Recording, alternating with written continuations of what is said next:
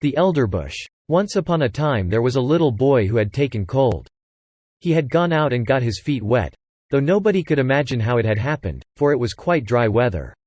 So his mother undressed him, put him to bed, and had the teapot brought in, to make him a good cup of elderflower tea. Just at that moment the merry old man came in who lived up atop of the house all alone. For he had neither wife nor children, but he liked children very much, and knew so many fairy tales, that it was quite delightful. "Now drink your tea," said the boy's mother. "Then, perhaps, you may hear a fairy tale." "If I had but something new to tell," said the old man. "But how did the child get his feet wet? That is the very thing that nobody can make out," said his mother. "Am I to hear a fairy tale?" asked the little boy. "Yes, if you can tell me exactly, for I must know that first. How deep the gutter is in the little street opposite, that you pass through in going to school." "Just up to the middle of my boot," said the child. "But then I must go into the deep hole." Ah, that's where the wet feet came from," said the old man. "I ought now to tell you a story, but I don't know any more." "You can make one in a moment," said the little boy. "My mother says that all you look at can be turned into a fairy tale, and that you can find a story in everything." "Yes, but such tales and stories are good for nothing. The right sort come of themselves. They tap at my forehead and say, 'Here we are.'" "Won't there be a tap soon?" asked the little boy. And his mother laughed, put some elder flowers in the teapot, and poured boiling water upon them. "Do tell me something. Pray do." "Yes, if a fairy tale would come of its own accord. But they are proud and haughty, and come only when they choose." "Stop," said he, all on a sudden. "I have it. Pay attention. There is one in the teapot." And the little boy looked at the teapot. The cover rose more and more, and the elder flowers came forth so fresh and white, and shot up long branches. Out of the spout even did they spread themselves on all sides, and grew larger and larger. It was a splendid elderbush, a whole tree, and it reached into the very bed, and pushed the curtains aside. How it bloomed! And what an odor! In the middle of the bush sat a friendly-looking old woman in a most strange dress. It was quite green, like the leaves of the elder, and was trimmed with large white elder flowers, so that at first one could not tell whether it was a stuff, or a natural green and real flowers. "What's that woman's name?" asked the little boy. "The Greeks and Romans," said the old man, "called her a dryad, but that we do not understand. The people who live in the new booths, have a much better name for her. They call her, Old Granny, and she it is to whom you are to pay attention. Now listen, and look at the beautiful elderbush. A row of buildings for seamen in Copenhagen. Just such another large blooming elder tree stands near the new booths. It grew there in the corner of a little miserable courtyard. And under it sat, of an afternoon, in the most splendid sunshine, two old people. An old seaman, and his old wife. They had great-grandchildren, and were soon to celebrate the 50th anniversary of their marriage, but they could not exactly recollect the date. And old Granny sat in the tree, and looked as pleased as now. "I know the date," said she. But those below did not hear her, for they were talking about old times. "Yes, can't you remember when we were very little," said the old seaman, "and ran and played about? It was the very same courtyard where we now are, and we stuck slips in the ground, and made a garden." "I remember it well," said the old woman, "I remember it quite well. We watered the slips, and one of them was an elderbush. It took root, put forth green shoots, and grew up to be the large tree under which we old folks are now sitting." "To be sure," said he. "And there in the corner stood a water pail, where I used to swim my boats." "True. But first we went to school to learn somewhat," said she, "and then we were confirmed." We both cried. But in the afternoon we went up the round tower, and looked down on Copenhagen, and far, far away over the water. Then we went to Frederiksberg, where the king and the queen were sailing about in their splendid barges.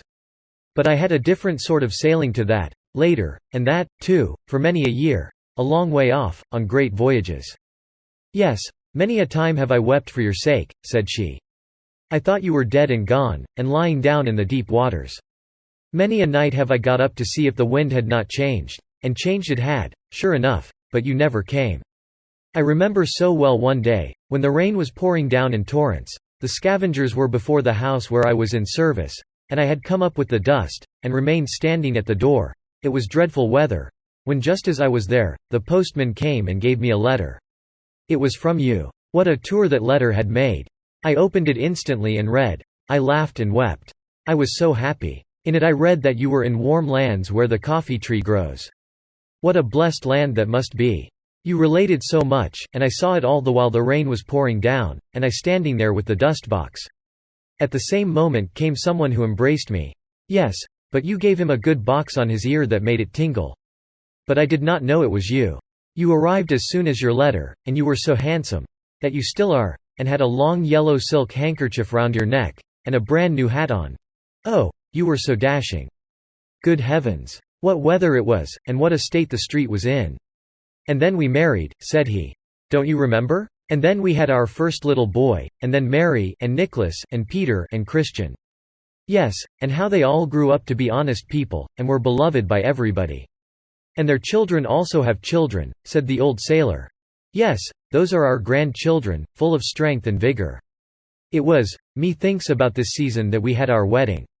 Yes, this very day is the 50th anniversary of the marriage, said old Granny, sticking her head between the two old people, who thought it was their neighbor who nodded to them.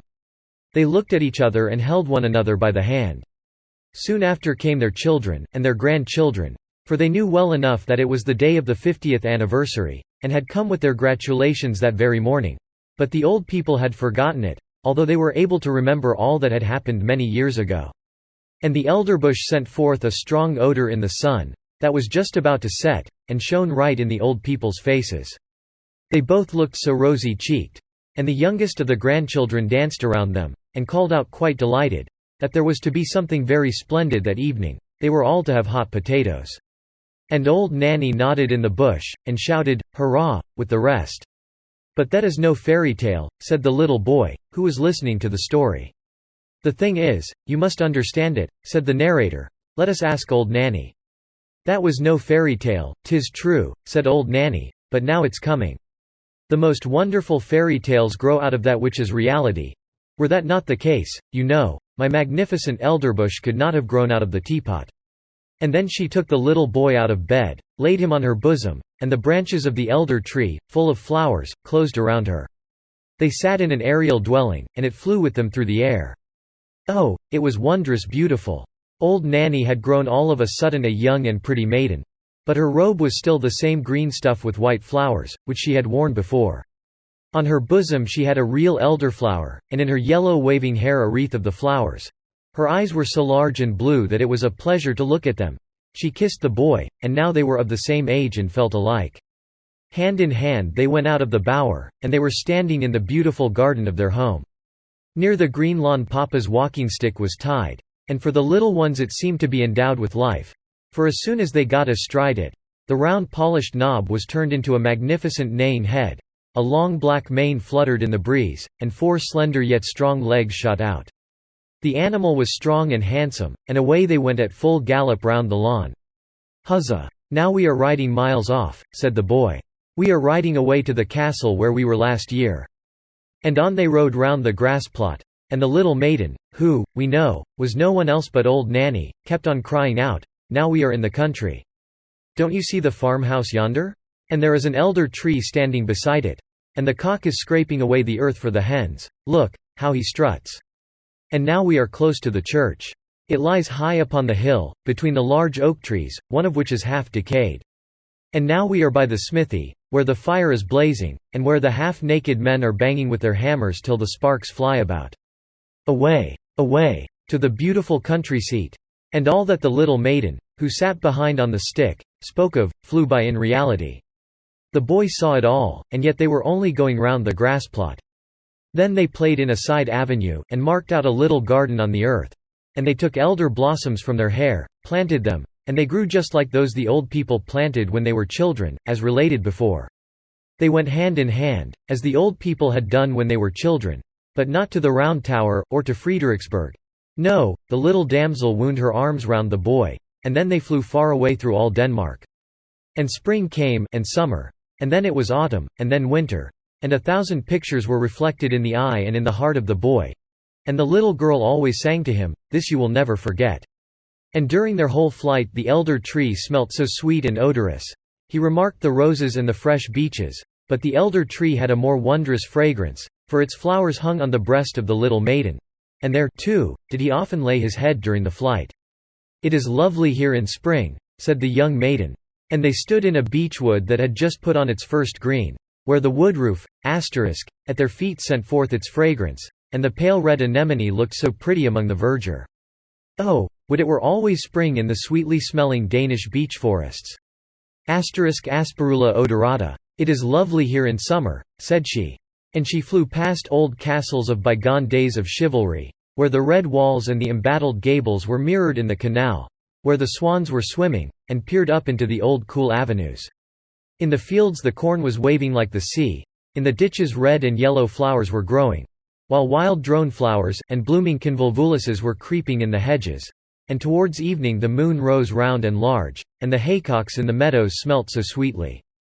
This one never forgets. It is lovely here in autumn, said the little maiden. And suddenly the atmosphere grew as blue again as before. The forest grew red, and green, and yellow-colored. The dogs came leaping along, and whole flocks of wildfowl flew over the cairn, where blackberry bushes were hanging round the old stones. The sea was dark blue, covered with ships full of white sails, and in the barn old women, maidens, and children were sitting picking hops into a large cask. The young sang songs, but the old told fairy tales of mountain sprites and soothsayers. Nothing could be more charming. It is delightful here in winter, said the little maiden.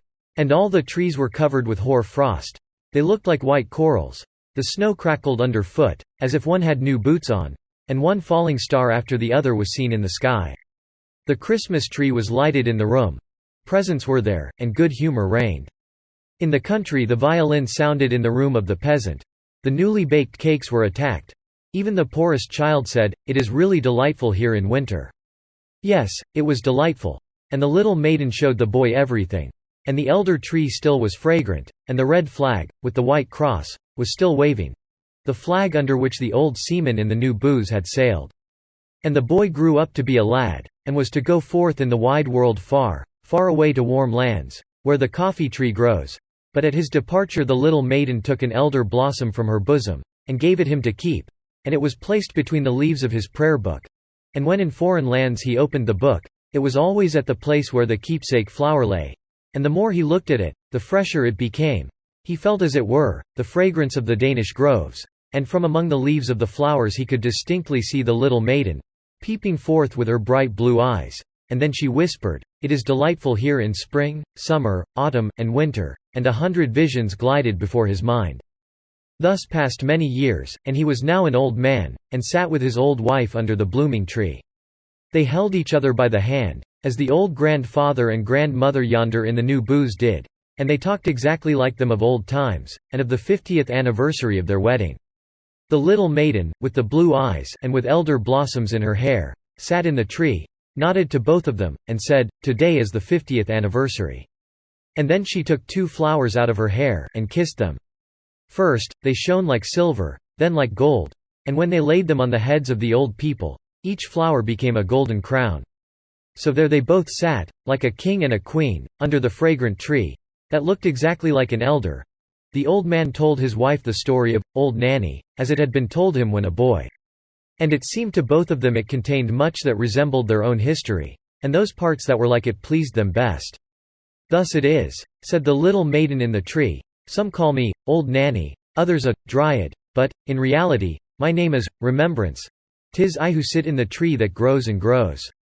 I can remember, I can tell things. Let me see if you have my flower still?" And the old man opened his prayer book. There lay the elder blossom, as fresh as if it had been placed there but a short time before, and Remembrance nodded, and the old people, decked with crowns of gold, sat in the flush of the evening sun. They closed their eyes, and yes, that's the end of the story. The little boy lay in his bed. He did not know if he had dreamed or not, or if he had been listening while someone told him the story.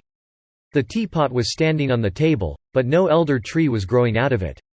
And the old man, who had been talking, was just on the point of going out at the door, and he did go.